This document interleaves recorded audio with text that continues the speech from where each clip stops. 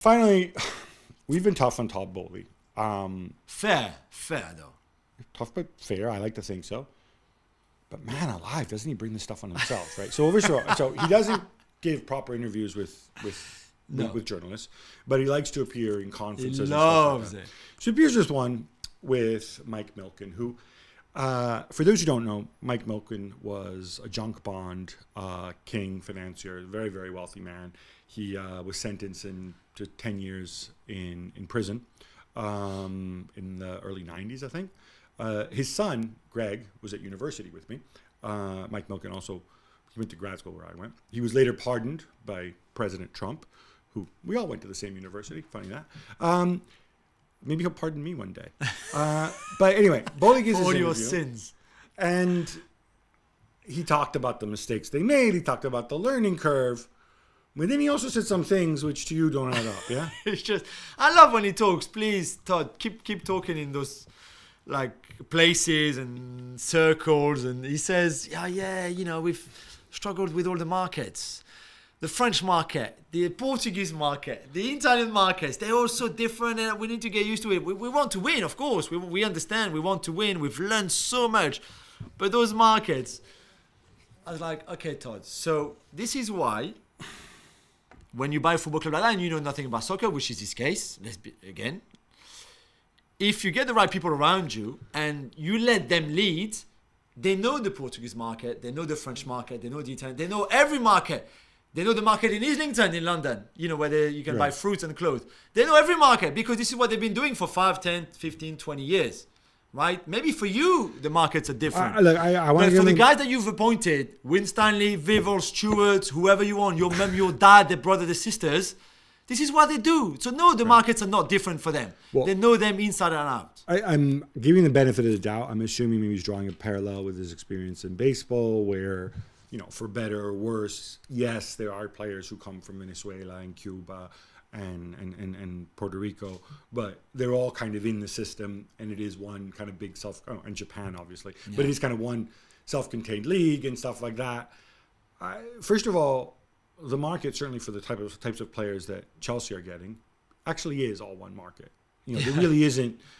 all these people that they've signed, they are professionals who go and do this. Like you said, like Vivel knows them, they have agents, they know them, they deal with clubs, they're used to dealing with clubs in different countries.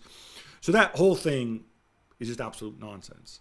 If, again, given the benefit of the doubt again, were you maybe saying that, whereas a guy who hits 40 home runs in double A is double A, so you can assess it statistically against others, but maybe a guy who scores 40 goals in the German second division isn't equivalent to a guy who scores 40 goals in the Portuguese second division, and how do you account for that?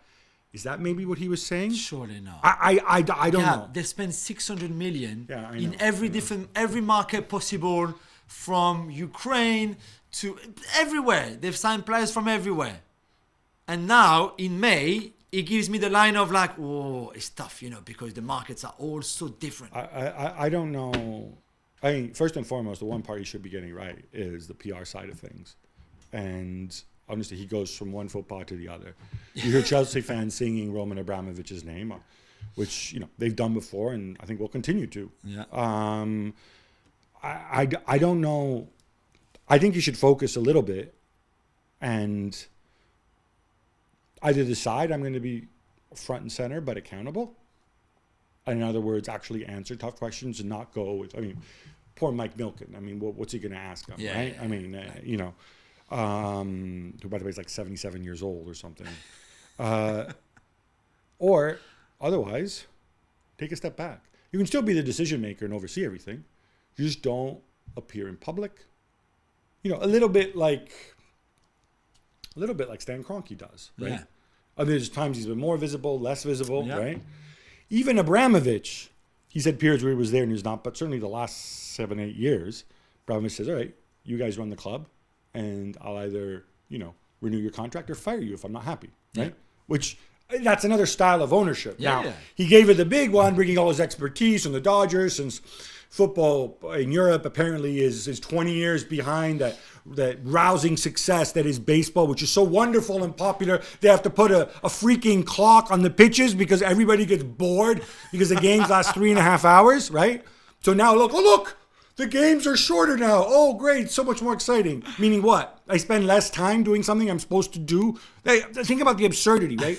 This is supposed to be entertainment. It's supposed to be leisure time. People are supposed to choose to go to watch baseball. Yeah. And the way you make it more appealing is by giving them less time, less baseball. So I don't know how much we actually need to learn from you and that experience, but that's fine. If you want to be hands-on in that department, fine. Bring in an executive who knows how to do that. But either don't go talk to Milken. But also the other thing is, he realizes that if he speaks over there, it's going to come over here. Yeah. And people are going to rip him like we're ripping him, like we've ripped him before when he says silly things. Yeah. So I don't know. I don't really know first and foremost what he should do because he's got so many things to do. But, you know, I think maybe he should evaluate whether he wants to continue to be the lead guy among the owners. Because I said, he's just one of many owners. Maybe there's somebody else. Maybe we want to see more Iqbali. Yeah, you know, maybe. Who knows? Well, thank you very much for watching ESPN on YouTube. For more sports highlights and analysis, be sure to download the ESPN app. And for live streaming, premium content, and let's not forget as well, ESPN FC 7 days a week. Subscribe to ESPN Plus.